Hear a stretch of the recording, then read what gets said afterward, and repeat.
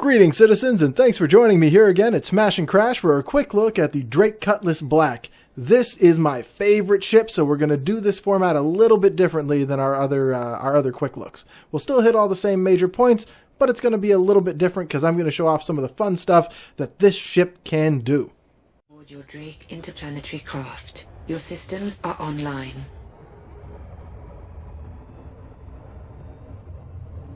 The HUD in the cockpit is where we're going to start off. Here, you can see that the HUD's a little challenging to read because it's on all these monitors here. It is fairly effective in combat, though. All the screens up top are easy to see, and the cockpit is super open. I really like how open this is, especially for a bigger ship. And you have a co-pilot seat in here as well. Both of them are very easy to see outside of the ship. Those co-pilot, you don't need to worry about that too terribly much. One nose-mounted, gimbal-mounted Badger repeater, 2 sucker punch distortion cannons, and a manned turret with 2 NN-13 neutron guns on there make this a formidable ship. Not to mention there's 4 missiles that come with it, and they're all rattlers. The 2 sucker punch distortion cannons are good for about 20 shots, and the Badger repeater lasts for about a solid 45 seconds. Let's watch.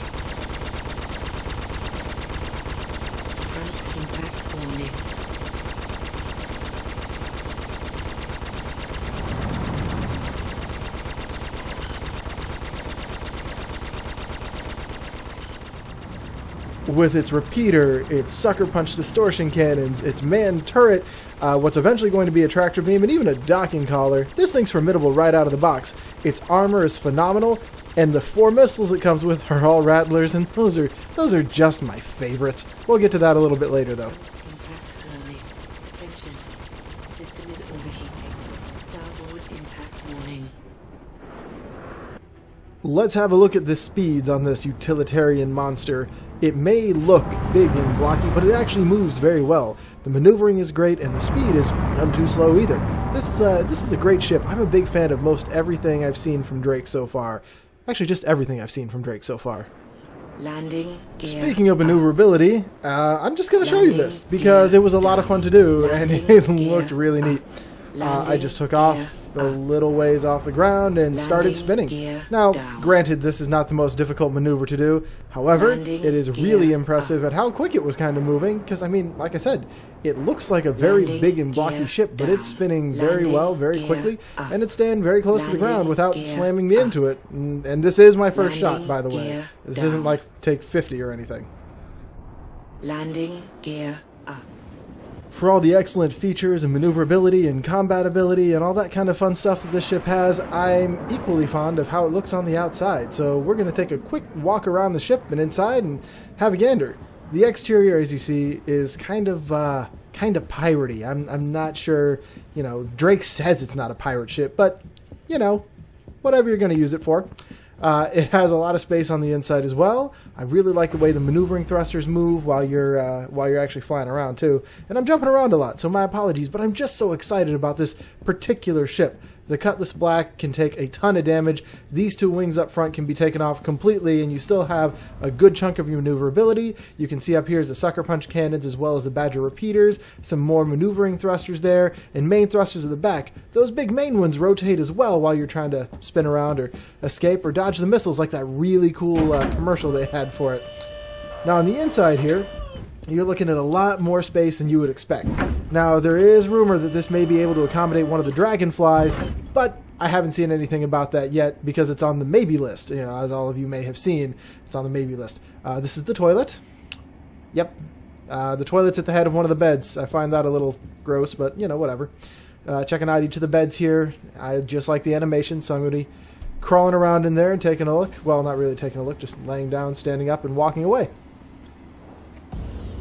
Yep, that's the bed all right. There's another one coming up here, and maybe.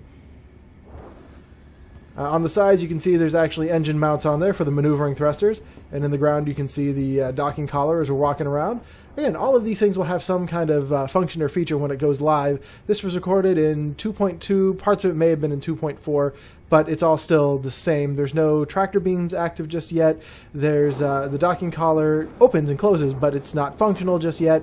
Really looking forward to a lot of that stuff coming up in the near future. Who knows, maybe 2.5 will hold some surprises for us, because the Cutlass has been the focus for a lot of changes and stuff recently, or a lot of redesigns. It's been nerfed a couple of times, it's been buffed a couple of times, and oops, I just switched my view and hopped out of the ship. But either way, it's a pretty view. So the Cutlass Black, like I said, has been changed a number of times, and it's probably going to undergo a few more changes before we get out of the alpha stage here. And I'm really looking forward to pairing it up with the Buccaneer that's on my list here, and getting the Dragonflies out there and seeing how well they pair up, assuming that CIG decides to continue moving forward with pairing the Dragonfly and the Cutlass, not the Buccaneer, mind you, but just the Dragonfly and the Cutlass, to see if it can carry one. Maybe, who knows, maybe you can replace your docking collar with it. Speaking of replacing, we're going to take a quick look up at the top here. Oop, nope, sorry, that's a docking collar. There you go. It's a neat little iris effect.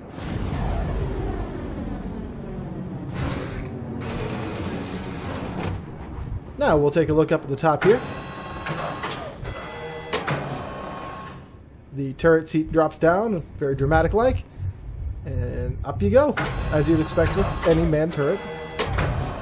The neutron guns up here are pretty sturdy, pretty stable. But as you can see, you have a fairly limited field of view with those, so I personally like to replace the turret with some of the other modular pieces. You can get a flashfire mount and replace this with, say, like a Revenant Gatling, which is excellent. I like the Revenant. It's a very, very, very good Gat. Or you can replace it with the Combine. The Combine is the explosive ballistic. You may know it from the Starfarer that's got 4 of them mounted on the front. But it works pretty well on here, too. One of them is more than enough, because 4 of them might push the ship backwards while it's trying to, jump into quantum, even. So now we're going to hop on out here and go and check out the cockpit, which is interesting for a moderately sized ship. It has a decent-sized cockpit here. It has 2 seats, one, of course, for the pilot, one for the co-pilot. Co-pilot controls power, shields, and so on. But, of course, the pilot can also control all of that. This is one of the exit doors here, so in case you need to get out quick and do something, you can just kind of climb up in here whenever it is cooperating with me. From time to time, this particular animation isn't fond of working, but that's okay, because, again, it's an alpha. It'll get better. So just poking around the cockpit here. Here's the pilot seat. And again, this is one of my favorite ships. This is my favorite ship in the entire game. And that tiny little mini fan right up front there, that really helps. I don't know why, but it's a great little detail that I've come to expect kind of from a lot of the stuff in this game. Here's the HUD and some of the display screens. They're a little challenging to read, but if you zoom in on them, and you can of course switch up your HUD using the F keys and so on, it makes it a little bit easier to read. But once again, this is a fantastic ship and a favorite of mine. So that's the inside and out. Here we go. Let's take a look at how pretty it is while it's dancing through space. I would hardly call it a ballerina, especially when I fly it, because I fly it like somebody who's just learning to walk, not somebody who is a professional dancer.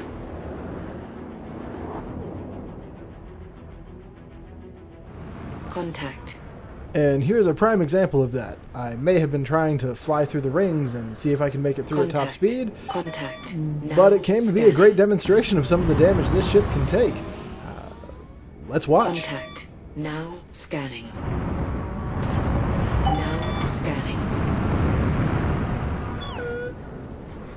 Front impact warning.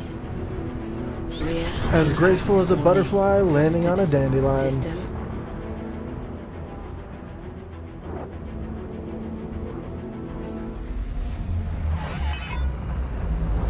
Quantum drive is now off. The engines all look really neat when they're spinning and turning and this thing is dancing through space.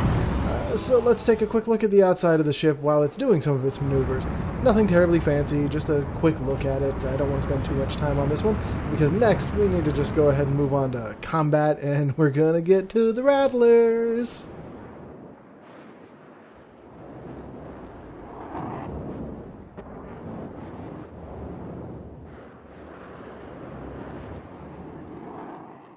I'm certain you've all had enough of my voice by now, so let's play some music and watch some clips. I'm going to be using a lot of things in here, from the distortion cannons to the repeaters, a bunch of other various loadouts. My personal favorite are the ones you're going to see first here, which is the Apocalypse Arms Mass Driver, the Combine, which is wonderful, the Bearing Combine, and then 2 of the Tarantulas.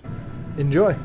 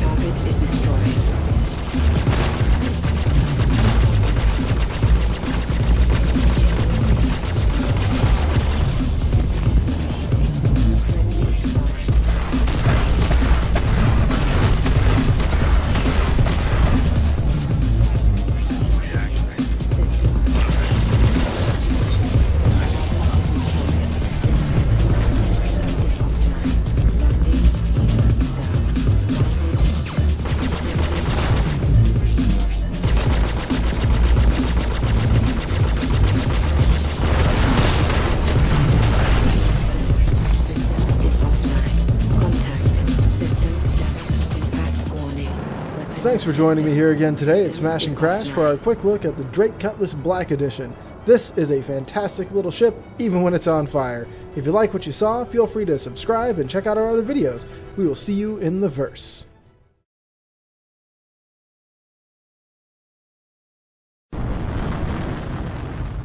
Ah, dang it.